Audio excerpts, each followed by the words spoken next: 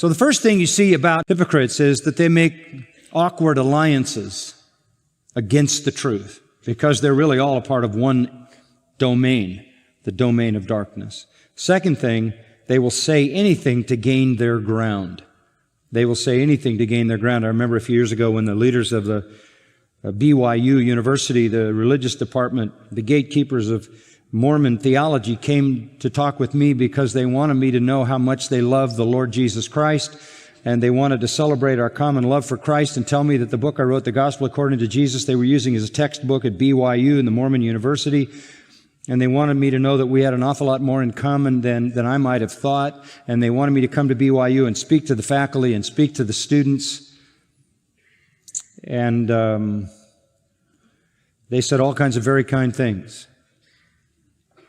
And I said after many hours of conversation, and it's been followed up by many years of letter writing and some further conversations, there's just one small problem here.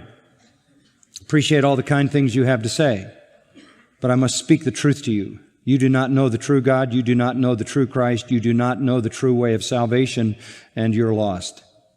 That's the truth. That's the truth. You have a God, their biblical God is a created being. Their biblical Christ is the spirit brother of Lucifer, also a created being. And their way of salvation is by works. So I said, apart from God, Christ, and the gospel, might have some common ground. I said it in a gracious way, and they're men whose souls I have prayed for. Flattery is a ploy of false religion to gain its ground. And this is what we see here. They came and they said to him. They're bold. They come right up to Jesus. Teacher. That's a term of honor reserved for rabbis. That must have been hard for them to say. But apparently they were able to bring themselves to say that and a whole lot more. The next thing they said must have given them no end of pain. We know that you are truthful.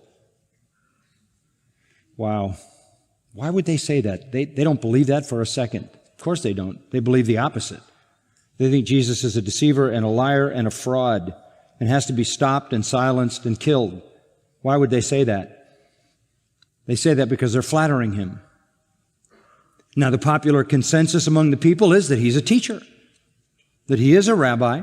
The popular consensus among the people is that he's a truth teller, that he speaks for God, that he's telling the truth.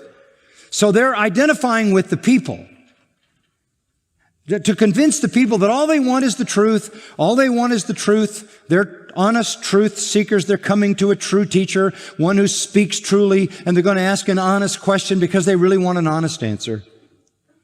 So they want to appear as legitimate truth seekers, but that's only the secondary cause of this flattery, to identify with the people. The primary cause is to set the bar so high for Jesus that he has to answer the question the way they think he has to answer it.